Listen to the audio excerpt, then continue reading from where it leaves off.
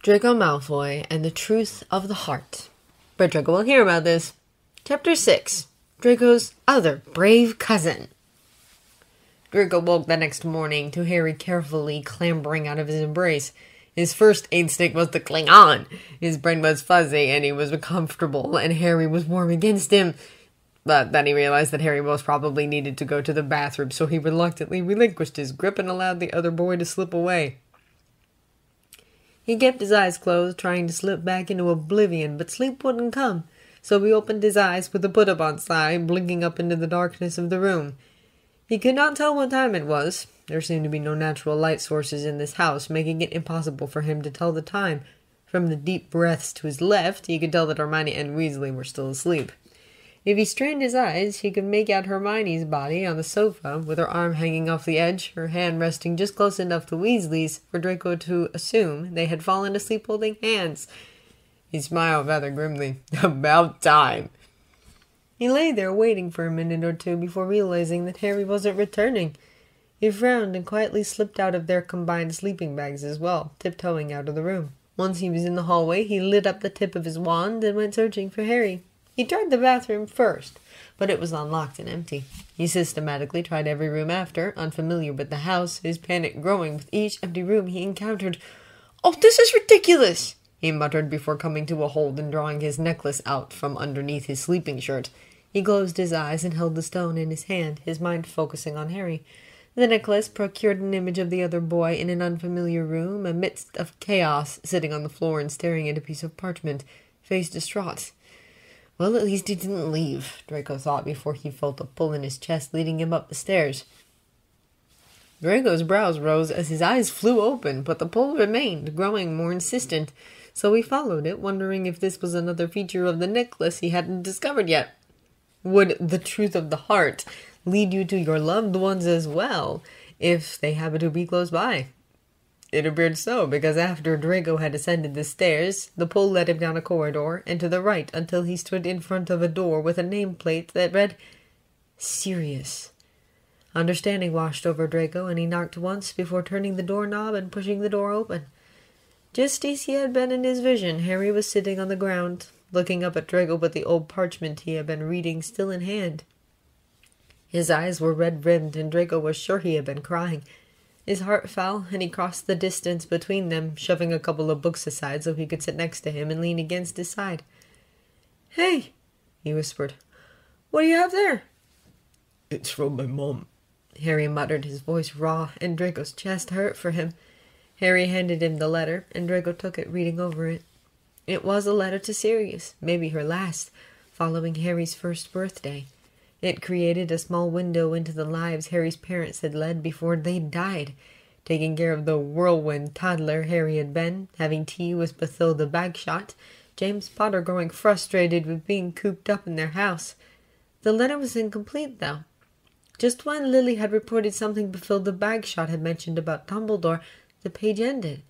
It was clear from Harry's devastation and the state of the room that he hadn't found the second page, so Draco did not ask. Wordlessly, he slung an arm around Harry's shoulder, pulling the other boy against him, and Harry went willingly, burying his face in Draco's hair. "She makes the D's the same way I do," Harry murmured, and the deep sadness of those words made Draco's eyes burn. "She does," Draco agreed, glancing at the page in his hand. "She sounds a lot like you, too. I think you're more like her than you know." Harry made a choked sound, and Draco dropped the letter into his lap, wrapping both his arms around Harry and holding him. "I'm so sorry, Harry," he breathed. "It's not fair, I know." Harry didn't reply. He just clung to Draco and cried, and Draco let him. It took a long time for him to move away in an attempt to pull himself back together, and even then Draco stayed close, touching his hair or his arm as Harry took shaky breaths and wiped his face. "I'm sorry," Harry muttered. "Don't be," Draco shook his head. "You don't allow yourself to grieve very often." Harry didn't respond. Instead, he picked up the letter again, staring at it. "Why do you think Dumbledore had my dad's invisibility cloak?" he asked, and there was an edge to his voice now. Draco frowned. It was something Lily had mentioned in the letter, about James being frustrated because he couldn't leave the house since Dumbledore had the cloak. "I'm not sure," he admitted. "He doesn't need a cloak to become invisible," Harry said. Maybe someone else did. Draco shrugged. Regardless, I don't think it would have helped your father the night the Dark Lord attacked. He knew your parents were there. Hiding under the cloak wouldn't have changed anything. You don't know that, Harry hissed. It's very unlikely, Draco said gently, leaning in to kiss his temple. And I think if you go down that road now, it can't be good for you. Resentment isn't a very productive emotion to have, Harry. Harry didn't answer at first, but then he continued as if he hadn't heard Draco. What do you think Bathilda Bagshot told my mother? Oh, Harry, how would I know? He sighed. For all we knew, it could have been that he failed his potions out. Harry glowered at him and he tugged at his hair gently. Stop obsessing over Dumbledore, he pleaded. I know you're upset that there's so much you didn't know about him, but we have so many other things to focus on.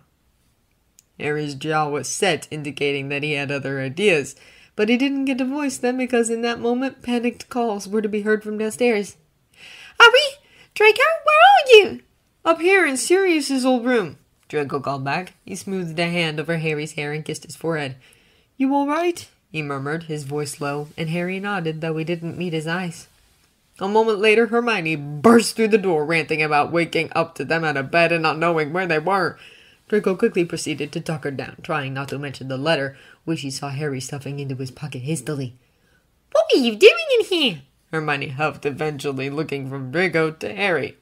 Harry shrugged, not giving an explanation, and maybe Draco figured he didn't need one.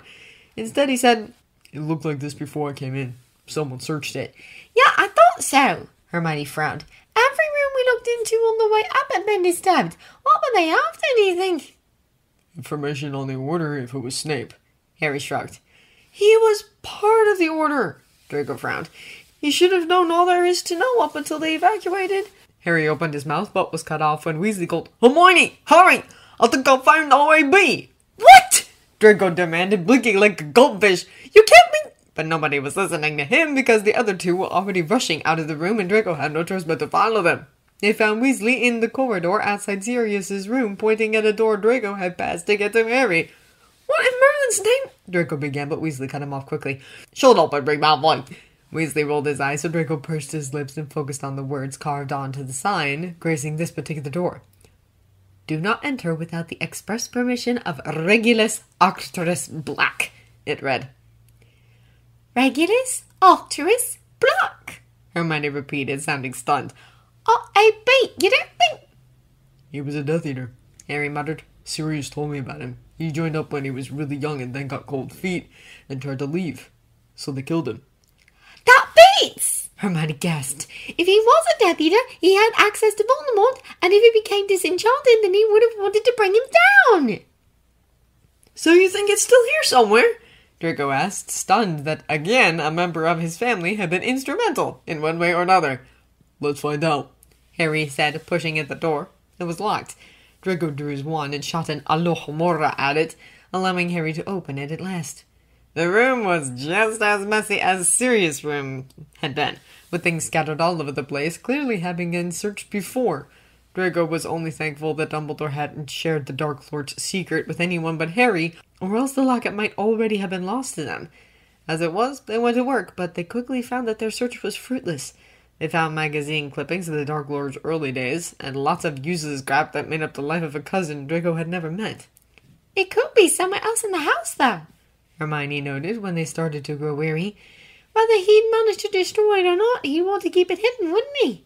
Remember all those awful things he had to get rid of when we were here the last time?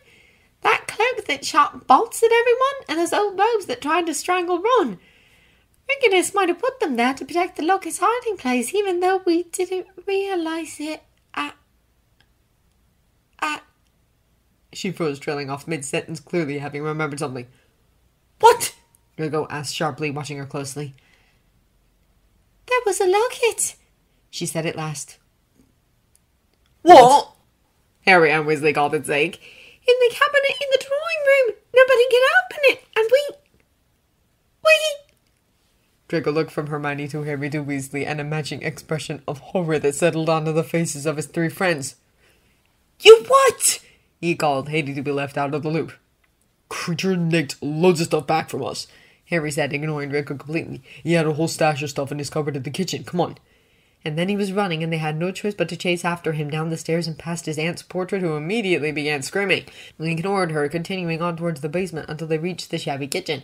Weasley threw the door shut behind them, muffling the noise.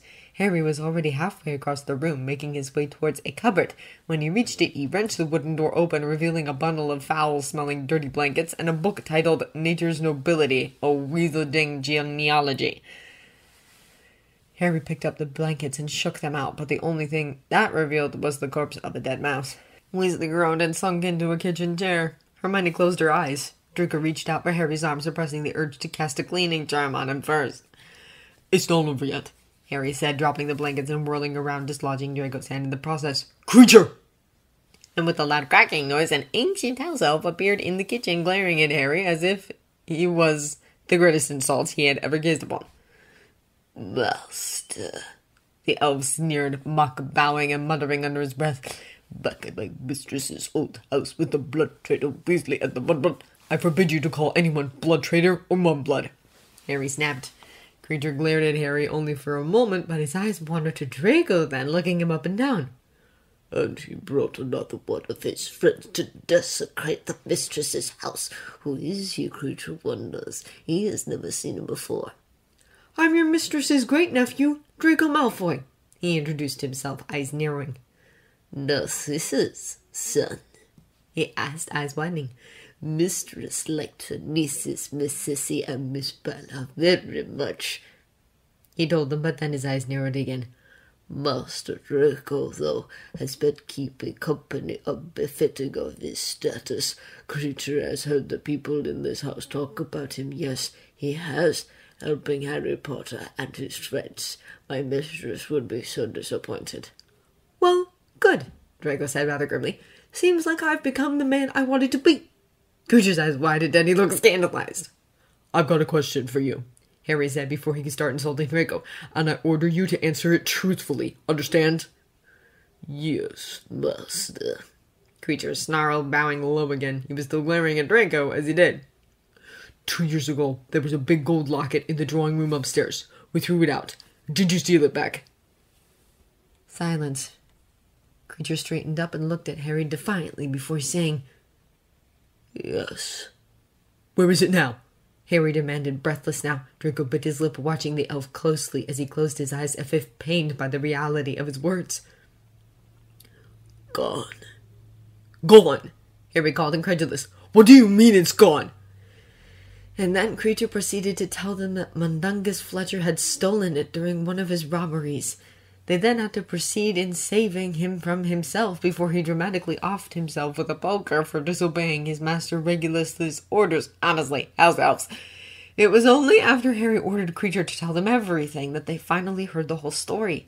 Apparently, Regulus Black volunteered Creature when the Dark Lord had requested a house elf to place the locket into its hiding place. Creature had not been meant to survive, but had been able to apparate out of there when called by his master. Once Regulus had heard his servant's retelling, he had asked Creature to take him back to that place, had drunk the potion to get to the locket, and had asked Creature to escape with it and destroy it, leaving him to die in that cave. Creature, though, had never managed to destroy the Horcrux, so he had kept it hidden until the order had arrived. At the end of his story, Creature was in hysterics, tears running down his face from reliving the worst moments of his life, and from revealing his own failure to others. They watched him for a while, quite speechless. Hermione had tears in her eyes as well. I don't understand you, Creature, Harry said at last. Voldemort tried to kill you. Regulus died trying to bring Voldemort down, but you were still happy to betray Sirius to Voldemort? You were happy to go to Bellatrix and pass information to Voldemort through her. Harry, Creature doesn't think like that, Hermione interrupted him. He's a slave. House elves are used to bad, even brutal treatment. What Voldemort did to Creature wasn't that far out of the common way. What the visit laws mean to an elf like Creature? He's loyal to people who are kind to him. She's right, Draco sighed. Look at Dobby. He wasn't loyal to Father because he treated him like scum. But to me, he was pretty loyal to me when it mattered. And it was the same with Regulus and Sirius, I'd assume. Sirius hated this house, and Creature was part of it. I'm sure he's never been particularly fond of him. But Regulus, on the other hand, or maybe even Great Aunt Walburga, they must have been very pleasant when they wanted to be. And honestly, what Regulus did, it went beyond that. He had died protecting Creature. Also, he never explained to Creature that he'd changed his mind about Voldemort, Hermione pointed out. And I think I know why. Creature and Regulus's family were all safer if they kept to the old pure blood line. Regulus was trying to protect them all. What is it with your family? Weasley muttered, eyes narrowed as he stared at Draco. You guys keep going on these secret hero missions all on your own to save people you care about. It's pretty suicidal. Yeah, well, Draco said weakly. Must be a family trait. Silence fell upon them again, and finally Harry said with great hesitance, Creature, when you feel up to it, please shut up. With the encouragement of Hermione, he then proceeded to kindly ask Creature to track down Mundungus so they could get back the locket and finish the work Master Regulus started. Then he topped it off by bestowing the fake locket Regulus had placed in the cave to Creature as his own keepsake, making the elf burst into another fit of hysterical tears. The Draco figured it was a good start at building bridges. If they didn't want Creature betraying them, making him loyal to them was a priority. When he'd finally calmed down enough to embark on his mission, and they were left to their own devices once more, they were tentatively hopeful. It shouldn't take you too long to find Mundungus, Weasley said confidently. The bloke is a lot. The bloke is also some kind of nocturne alley overlord, Draco frowned. We shouldn't underestimate him. I'll give him until tonight, Weasley rolled his eyes. And that's when Creature is slow. But there was no news from Creature that night, when Hermione tried some feeble transfiguration spells on the bread of the kitchen to make it edible again, nor the following day, or the day after. Draco felt like saying, told you so, but he wasn't particularly smug, so he let it go. Cloaked figures had started standing watch in front of the door. They were clearly Death Eaters, but they also clearly didn't know that the four of them were currently inside the building, or else the amount of security would have been completely different. 2 single Death Eaters were surely a mere precaution, though it was a stark reminder that their enemies were literally on their doorstep, waiting for them to mess up. The mood between them grew tenser each day they waited. Weasley had taken to obsessively fiddling with his deluminator, turning the lights out everywhere, taking off Hermione, who was reading the tales of Beetle the Bard cover to cover, looking for clues. Harry, on the other hand, had grown very distant, even from Draco, and it made Draco nervous. Every time he reached out to Harry, the other seemed to pull away or leave the room. Even at night, he usually crawled away from Draco. They had started using real beds, their backs complaining after 2 nights on the hard floor, leaving an unnatural amount of space between them on the mattress. And after a while, Draco stopped trying to reach out for him, feeling stupid and horribly inadequate. So when a couple of days in, none other than Remus Lupin appeared at Grimmauld Place. The reprieve they felt at seeing a friendly face was palpable. Despite the initial scare at having been discovered at their hideout, they soon relaxed into the conversation, grateful about the news from the outside world he brought with him. It seemed like, thanks to Kingsley's warning, most people had gotten away just fine at the wedding, and now they all had Death Eaters and Ministry employees alike tailing them. They had searched Order-related houses for information on Harry, including the Burrow and Andromeda's, but had come up with nothing. They had been rough, though, as he told them. They used the Cruciatus curse on Andromeda and Ted, as Draco was horrified to hear. He wondered if the Death Eaters had any clue that they had housed Narcissa and Draco for any length of time. The Ministry had also gone through a dramatic change in policy, as Remus reported. Pius Thicknees, who was under the Imperius curse, had taken over from Scrimgeour. The official version was that Scrimgeour had resigned, though they of course knew this was a lie to keep the fact that the Ministry had been taken over from the public.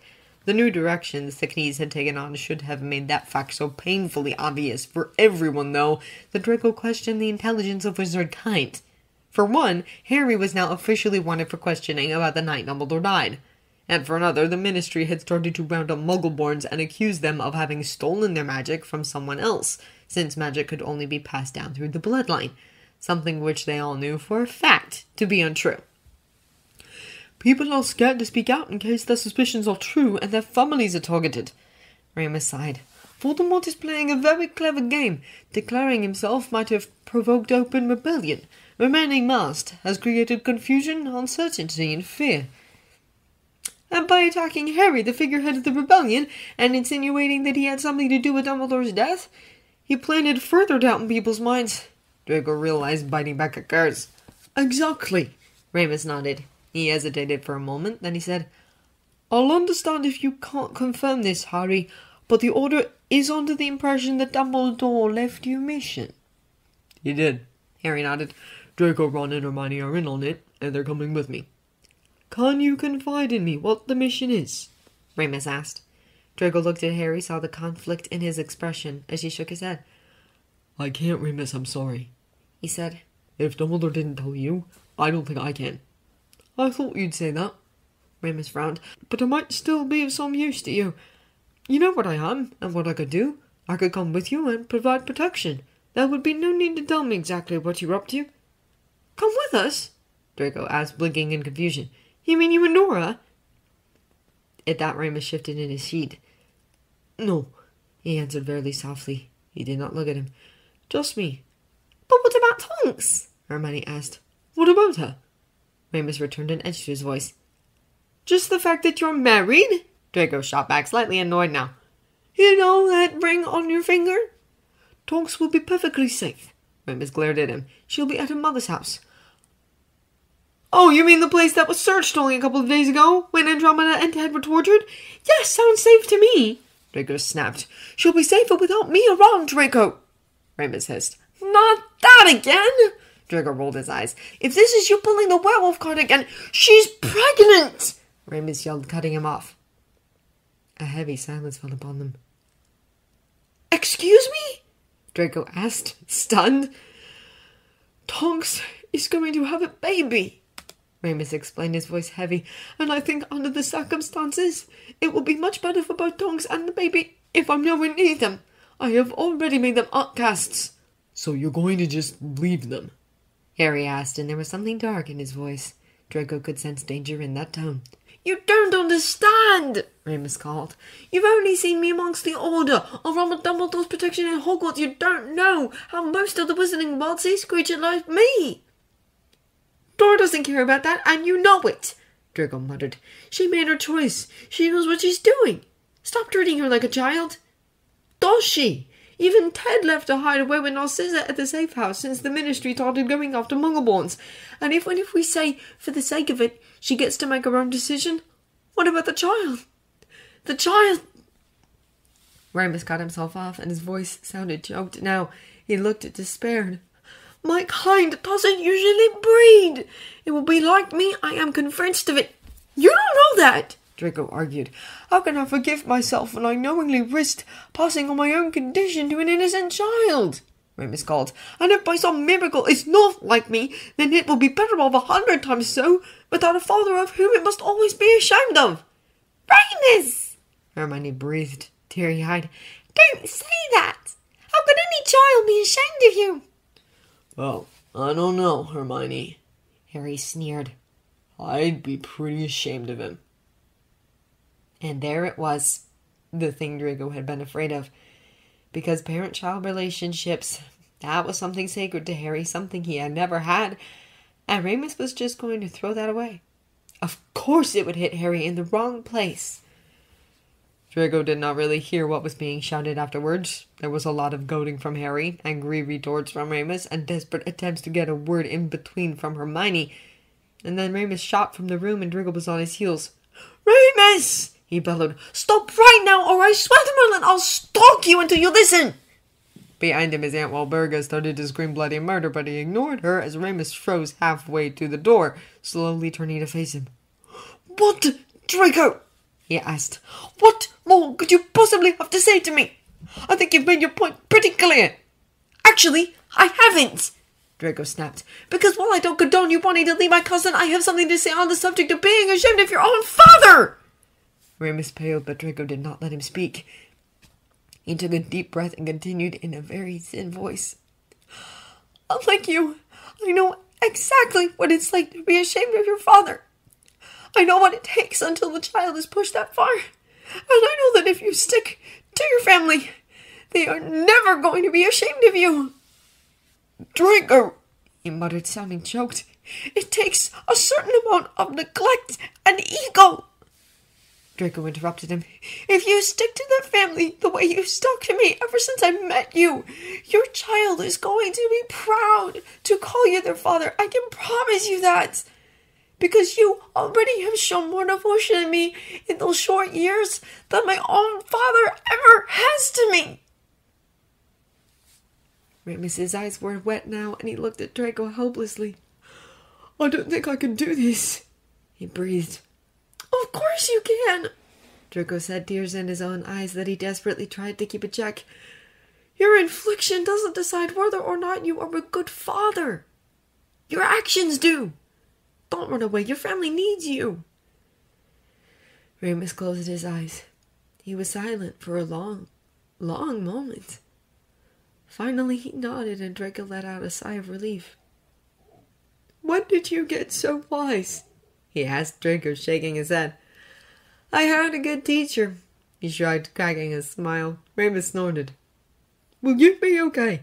He asked, looking worried now. We'll be fine, Remus, Draco nodded. We'll watch out for each other. You just worry about Dora and your child. All right, Remus sighed. Stay safe and... He hesitated, biting his lip. Apologize to Harry for me? I will, Draco smiled. And with that, Remus apparated, leaving Draco to silence the portrait behind him and return to the kitchen. The mood amongst the other three was maudlin. Hermione and Weasley looked anxious, while Harry seemed a strange mix between agitated and guilty. He left, he reported. He's sticking with Dora, and he says he's sorry, Harry. Harry nodded, not saying anything. Thank God, Hermione whispered, sinking back into her kitchen chair. It would have been nice, though, Weasley muttered. Having him with us, I mean. None of it meant him leaving his child, Harry snapped. A silence followed his words. Harry sighed and drew the prophet Remus had brought with him towards himself, leafing through the pages and eventually starting to read one of the articles. Hermione caught Draco's gaze, looking immensely worried. Draco just shrugged at her. It wasn't like Harry had exchanged many words with him in the past couple of days, either.